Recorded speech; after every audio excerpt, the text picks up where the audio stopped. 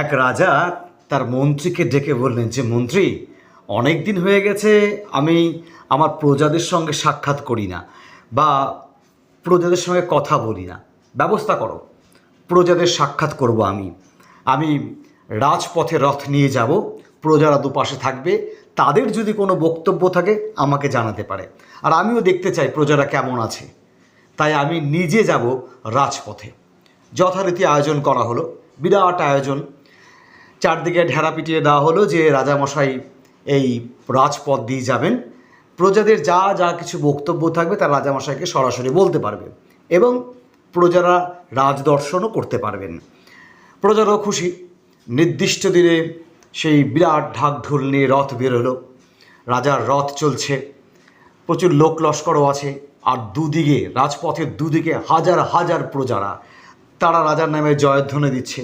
একটা নির্দিষ্ট জায়গায় গিয়ে রথ দাঁড়াবে, সেখানে রাজা প্রজাদের যাবতীয় দাবি দাওয়া বা বিভিন্ন অভিযোগ বা কে কী বলতে চায় সেটা শুনবেন। তো রাজাও খুশি মনে যাচ্ছেন, প্রজারাও খুশি, জয়ধ্বনি উঠছে। ঠিক সেই জায়গাটা যেখানে রাজা প্রজাদের সঙ্গে সাক্ষাৎ করবেন, মানে আলোচনা করবেন, ঠিক সেই জায়গায় পৌঁছানোর আগেই হঠাৎ মন্ত্রী দেখলেন যে রাজামশাইয়ের যে পোশাকটা পরে আছে, রাজ পোশাক, তার একটা বোতাম ছেঁড়া, এবং বোতামটা খুব বিচ্ছিরিভাবেই ছেঁড়া। মানে রাজার লজ্জা নিবারণ প্রায় হয় না, রাজা খেয়াল করেননি। এদিকে প্রজারা সামনে, হাজার হাজার প্রজা। তো মন্ত্রী রথে উঠে রাজাকে কানে কানে বললেন, রাজামশাই, আপনার রাজ পোশাকের কিন্তু বোতামটা ছেঁড়া। রাজা বলেন, কোথায় দেখি। দেখে রাজার তো চক্ষু চড়ক গাছ, একই সর্বনাশ। মন্ত্রী, তাহলে কী হবে? আমি তো আগে খেয়াল করিনি। বলে, সে তো খেয়াল করেননি, কিন্তু এখন তো আপনি প্রজাদের একেবারে সামনে যাবেন, তো এই অবস্থায় আপনি কি করে যাবেন? তো রাজা বলে, না না, এই অবস্থা যাওয়া যাবে না, তুমি শিগগির ব্যবস্থা করো, একটা দর্জি বা কিছু এনে এটাকে তুমি ব্যবস্থা করো, এই বোতাম না লাগালে তো আমার মানে লজ্জা নিবারণ হয় না এমন পরিস্থিতি। তো মন্ত্রী বললেন, রাজামশাই, এখানে আমি দর্জি কোথায় পাবো? কারণ রাজার পোশাক তৈরি করার যে দর্জি, মানে আপনার পোশাক যিনি তৈরি করেন, সে তো রাজপ্রাসাদে আছে, তাকে আনতে আনতে তো অনেক দেরি হয়ে যাবে। বল, ওসব দরকার নেই, তুমি যেখান থেকে পারো একটা দর্জি ধরে আনো, আর আমি রথ থেকে নামতে পারবো না, এখানেই এই অবস্থাতেই সেলাই করতে হবে, তার কারণ নামতে গেলেই একেবারে লজ্জা সরব নষ্ট হয়ে যাবে। মন্ত্রী বলে, সে বুঝতে পেরেছি আমি, আপনি দাঁড়ান, আমি দেখছি। অগত্যা মন্ত্রী এখন কোথায় দর্জি পায়। মন্ত্রী তখন দেখলেন যে যে জায়গাটা তারা দাঁড়িয়ে আছেন ওই মুহূর্তে, সেটা একটা ছোট্ট বাজারের মতো জায়গা, এবং ভালো করে লক্ষ্য করে দেখলেন যে পাশে একটা গাছের নিচে একটা ছোট্ট জায়গায় একজন বৃদ্ধ দর্জি বসে আছেন। সেও দেখছে রাজাকে। তো মন্ত্রী সেখানে গিয়ে কানে কানে বললেন যে, আপনি একটু এদিকে আসুন এবং আপনার যা সরঞ্জাম, মানে সুই সুতো, সবগুলো নিয়ে আসুন। বলছে, কেন? বলে, আসুন না। তোকে আড়াল করে ডেকে নিয়ে গেলেন, কাউকে বলা যাবে না যে রাজ পোশাক ছিন্ন, বোতাম নেই, ইত্যাদি ইত্যাদি। তো তারপর তাকে রথের কাছে এনে বলে, দেখুন রাজামশাই যে পোশাকটা পরে আছে, ওই পোশাকটার বোতামটা ছেঁড়া এবং খুব বাজেভাবে ছিঁড়ে গেছে, তো আপনাকে ওটা ঠিক করে দিতে হবে, সেলাই করে দিতে হবে, কিন্তু রাজপোশাক খোলা যাবে না এই মুহূর্তে, আপনাকে এখানে দাঁড়িয়েই এই রথের মধ্যেই সেলাই করে দিতে হবে। পারবেন তো নিশ্চয়ই? দর্জি বললেন যে, হ্যাঁ, চেষ্টা করে দেখতে পারি। ভাবলেন, এ তো সামান্য কাজ, একটা জামায় একটা বোতাম লাগাতে হবে, এই যা। তো রাজামশাই রথে বসে আছেন, রথের মধ্যে উঠলেন দর্জি, একটু আড়াল করা হলো জায়গাটাকে, যাতে প্রজারা দেখতে না পায় যে রাজপোশাক সেলাই হচ্ছে।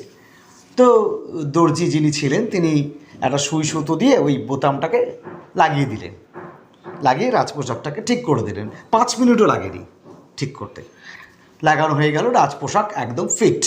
রাজা খুব খুশি, মন্ত্রী খুশি, এবার ঠিক আছে, হয়ে গেল। এবার দর্জি নেমে গেলেন রথ থেকে। রাজামশাই বললেন, দাঁড়াও দর্জি, তুমি আমার খুব উপকার করেছো, ঠিক আছে, তো তোমার মজুরি কত হলো বলো? মজুরি তো নিতে হবে। এইবার এই দর্জি পড়লেন বিপদে। বিপদ কীরকম? তিনি দোটানায় পড়ে গেলেন যে তিনি রাজপোশাক সেলাই করেছেন, এটা একটা গর্বের বিষয় অবশ্যই। এখন মজুরি কত চাইবেন? মজুরি যদি চান, রাজা বলছেন মজুরি কত।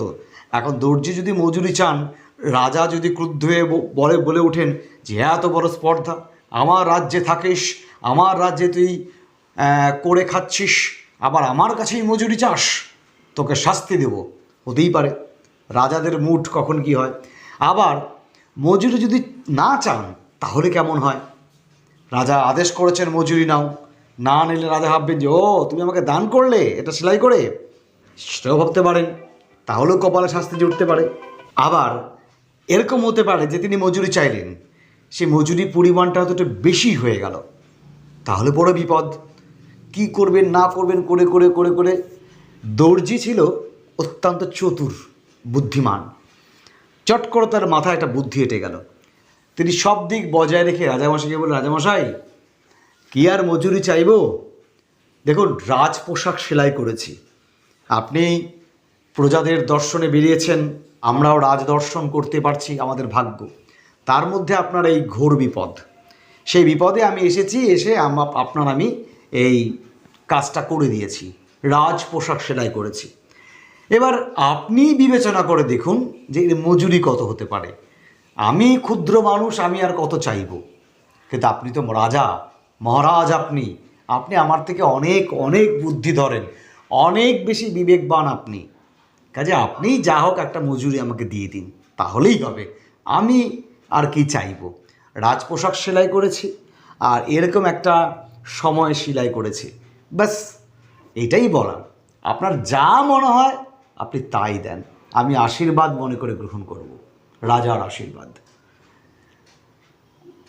রাজা বুঝে গেলেন যে দর্জি অত্যন্ত চতুর, রাজাও কম যান না। ঠিক আছে, রাজা মন্ত্রীকে ডেকে বলে, মন্ত্রী আজ্ঞে যাহা পড়া, এই দর্জিকে তুমি একটা গ্রাম দান করে দাও, সব থেকে ভালো একটা গ্রাম, যে গ্রাম সুজলা সফলা শস্য শ্যামলা, সেই গ্রামেকে দান করে দাও। মন্ত্রী অবাক, যেটা বোতাম লাগানোর মজুরি একটা গ্রাম।